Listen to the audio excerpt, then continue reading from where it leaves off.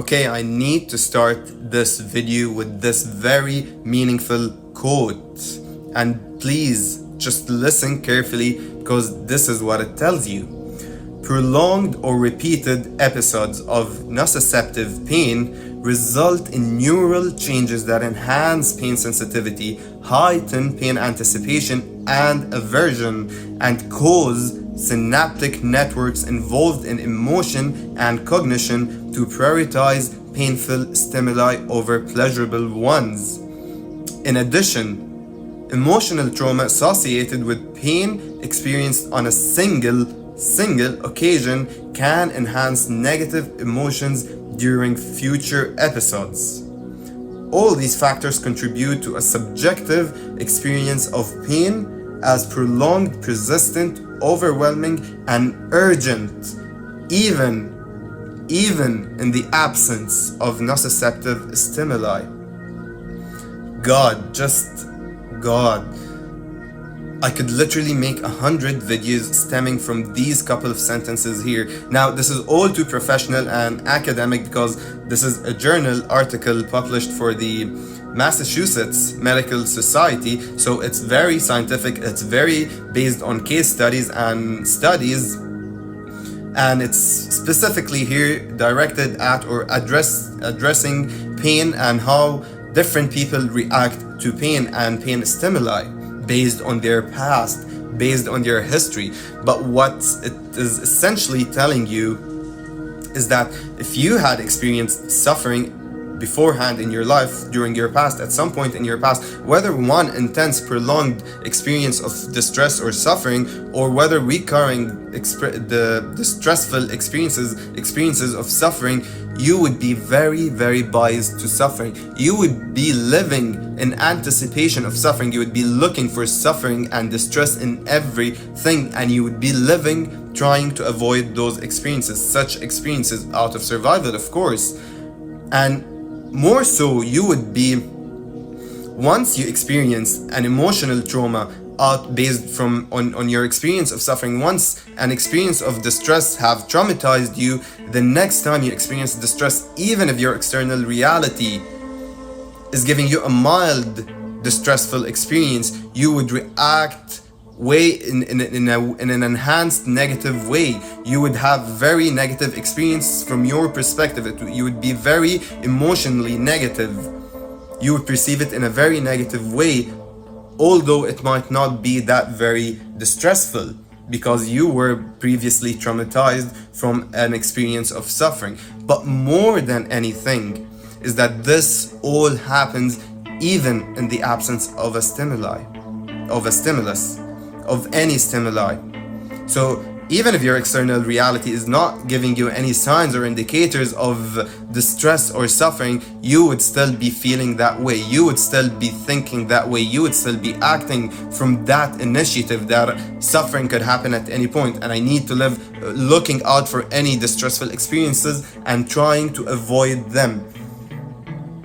And if we know anything, and I mean if you know that we are just projecting whomever we are internally onto our external reality, that our external reality is just a reflection of who we are internally, then guess what kind of experiences you're gonna be creating or recreating in your reality, given that you know, that you understand and know this truth about ourselves. And this actually reminds me of another interesting finding by Joe Dispenza. You know, I remember reading about it, and he came to find through his studies that people embellish memories to better suit however they felt during that memory. So if you had experienced some kind of an experience, you know, perhaps from your current perspective it's not very traumatizing, it's not very extreme or anything, it's just mild, but back then when you experienced that, you conveyed it, you absorbed it as an extreme experience, although it could be something that's very normal. You did not manage to get a good grade, you did not receive that toy from your parents, did not get you the gift you want. It could be anything. You know, how our brain worked at that point is completely different from how we perceive at this point.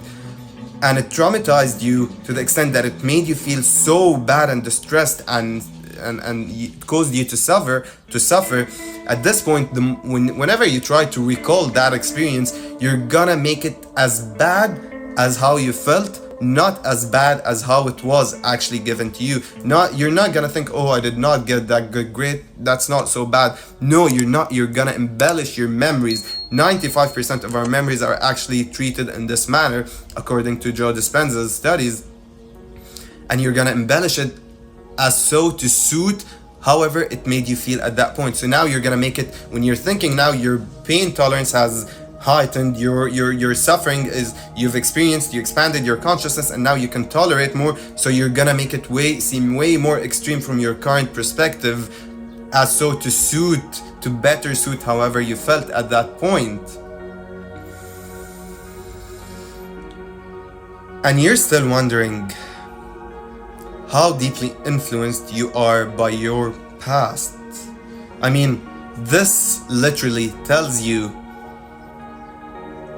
and you can apply this to anything. I mean, this was directed at pain. This was addressing just pain and how we react differently to pain. And I give an example which is very similar to pain, it's suffering, but you can apply it to each and everything in your life, to each and every aspect of your life, and you're gonna see that this is what you end up creating. And the question is, how do we stop recreating experiences that represent our past? How can we stop reflecting our past by being defined by it, even years later, decades later? How to stop being our past, how to stop being defined by our past, so that we're able to create new experiences that better suits us at this point, that does not have to reflect our past, and over recreating repetitive experiences that gives you the same emotions, that gives you the same thoughts, that makes you feel the same way. And this is approached from two perspectives. But I hope this was able to convey how deeply impactful your past is, even at this point, that made you realize that you cannot just leave something in the past and ignore it altogether and hope to just recreate an experience that does not reflect your past. There are some things that you need to do, and those two approaches, the first is none other than the familiar shadow work aspect, that you break yourself down to bits and pieces, that you start questioning everything in your life, that you question, why am I acting this way? Why did I react in this way? Why am I doing this? Why am I trying to avoid something? What am I running away from? Why am I doing this, and why did I even do it? When you start questioning however you're acting, you stop being a byproduct of your programming and you start delving deeper into this programming. You start noticing the coding that's created you, that's caused you to come all this way, that's created everything in your life thus far. And once you start questioning and you get deeper and deeper into the roots of the things, you start seeing things for what they really are, and you can revisit your traumas, you can revisit your childhood, and you start saying, you start healing. It's the healing process. You start saying all of the things that you wished you had said at that point, at this traumatizing experience, during that distressful experience. You say the things, you express yourself in that way, of course, all mentally or visually and utteringly if you wish to, but just live through that. Give it all of the space, give yourself the love that you needed at that point. See yourself and hug yourself in your imagination, through your visualization. Say to yourself the things that you wished others would have told you.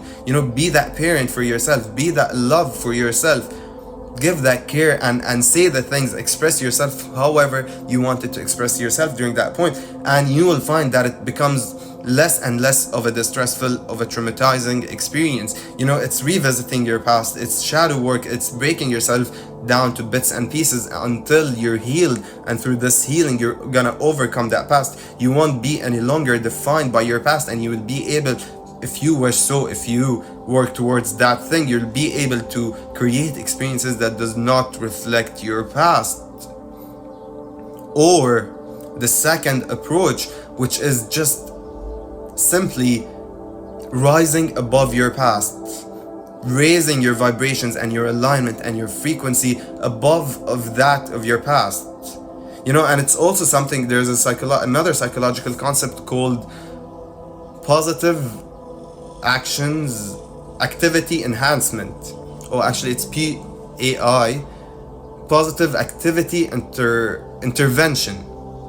Positive activity intervention, which basically tells you that to overcome negative experiences, to overcome negative emotions or feelings, you don't have to you don't necessarily have to diminish or eliminate those negative emotions or decrease or erase those negative experiences, but rather focus on enhancing your positive experiences, indulge in positive activities, and that would over time would overwhelm those negative experiences, those negative emotions, and you would by nature overcome and bypass all of this negative programming. And this is another way that you could do it. In spiritual language, perhaps this is translated to raising your frequency above that of your past, in order for you to not be defined by your past and be able to create experiences that does not represent your past. And you do that through meditating, you do that through focusing on the good in your life, on being grateful, on counting what you are grateful for daily. Make a list of things of things that you've overcome, even if it's just that you've managed to not react in a specific way in that day, even if you managed to just read one page, even if you managed to just get out of bed early, even if you managed to exercise like you said you would, even if you managed to just eat healthy or to not overindulge in something that you did not want to overindulge. Write down your wins day by day.